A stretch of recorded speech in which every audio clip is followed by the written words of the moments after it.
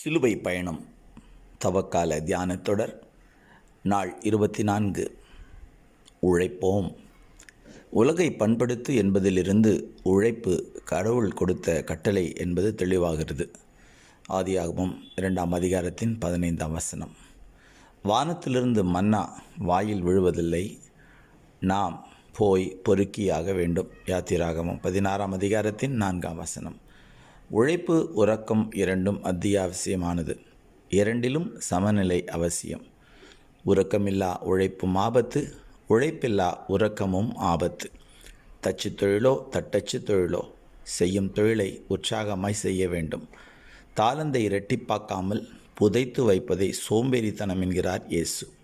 மத்தேயு 25ஆம் அதிகாரத்தின் 26 முதல் 28 வசனங்கள். பிறரின் உழைப்பை உறிஞ்சி வாழ்பவன் திருடன், ஆனால் உலகம் அவனை சிறந்த நிர்வாகி என்று பட்டம் சூட்டுகிறது. உழைப்பு மட்டுமல்ல, தரிசனமும் இருக்க வேண்டும். இல்லையேல் வளர்ச்சி என்பது இருக்காது. நன்றி. சிலுவை பயணம் தவக்கால தியானத்தொடர் நாள் 24. உழைப்போம். உலகை பண்படுத்து என்பதிலிருந்து உழைப்பு கடவுள் கொடுத்த கட்டளை என்பது தெளிவாகிறது. ஆதியாகமம் 2ஆம் அதிகாரத்தின் 15ஆம் வசனம்.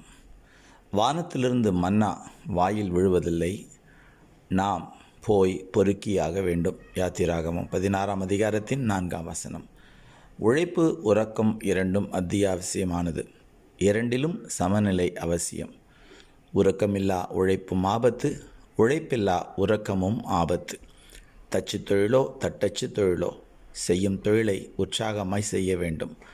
தாளந்தை இரட்டிப்பாக்காமல் புதைத்து வைப்பதை சோம்பேறித்தனம் என்கிறார் இயேசு.